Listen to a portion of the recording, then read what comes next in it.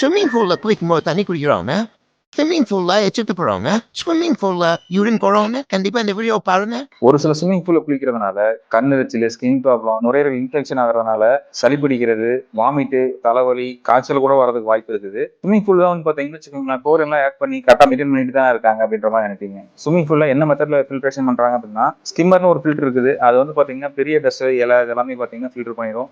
ரெண்டாவது வந்து பாத்தீங்கன்னா சாண்ட் மீடியா ஃபில்ட்ரேஷன், மூணாவது பாத்தீங்கன்னா மைக்ரான் ஃபில்ட்ரேஷன் யூஸ் பண்ணுவாங்க. முக்கியமான விஷயம் என்னன்னு சொல்லி கேட்டீங்க அப்படின்னா, pH வந்து 7.2ல இருந்து 7.8 வரைக்கும் வந்து பாத்தீங்கன்னா மெயின்டைன் பண்ணணும். அப்படி pH வந்து இந்த லெவலுக்குள்ள மெயின்டைன் ஆகும் போது 10,000 லிட்டருக்கு 100 ml குளோரின் ஆட் பண்ணுவாங்க. அது நல்லா எஃபெக்டிவா ஒர்க் பண்ணும். பாக்டீரியா வைரஸ் எல்லாமே கில் பண்ணிடும். pH வந்து கரெக்டா மெயின்டைன் பண்ணல, நம்ம 100 ml ஆட் பண்ண வேண்டிய இடத்துல எவ்வளவு குளோரின் ஆட் பண்ணாலுமே அது கரெக்டா எஃபெக்டிவா ஒர்க் பண்ணாது. இந்த மேக்ஸிமம் ரெசார்ட்ல எல்லாம் வந்து பாத்தீங்கன்னா இந்த pH எல்லாம் கரெக்டா செக் பண்ணி இந்த குளோரின் ஆட் பண்ண மாட்டாங்க. எவ்வளவு குளோரின் ஆட் பண்ணணும்னு தோணுதோ எல்லாம் ஆட் பண்ணிடுவாங்க. குளோரினோட அளவு ரொம்ப அளவு அதிகமா இருக்கிற மாதிரி இருக்கும். அதனாலே நம்ம ஹெல்த் இஷ்யூஸ் வந்து பாத்தீங்கன்னா நிறைய வரும். அது மட்டும் இல்லாம நீங்க ஸ்விம்மிங் பூலோட வாட்டர் எவ்வளவு நாளைக்கு ஒரு தடவை வந்து பாத்தீங்கன்னா சேஞ்ச் பண்ணுவாங்கன்னு நினைக்கிறீங்க? கவர்மெண்டோட ரூல்ஸ் படியே பாத்தீங்கன்னா 6 மாசத்துக்கு ஒரு தடவை ஸ்விம்மிங் பூலோட வாட்டரை வந்து சேஞ்ச் பண்ணணும். ஆனா ஒரு சில இடத்துல பாத்தீங்கன்னா வருஷ கணக்கா ஆச்சுனாலுமே அந்த ஸ்விம்மிங் பூல் வாட்டரை சேஞ்ச் பண்ண மாட்டாங்க. இந்த மாதிரி தண்ணியில வந்து யூரின் போறது, எச்சத்து போறது, இந்த மாதிரி வந்து விஷயங்கள்லாம் எதுவும் பண்ணாதீங்க.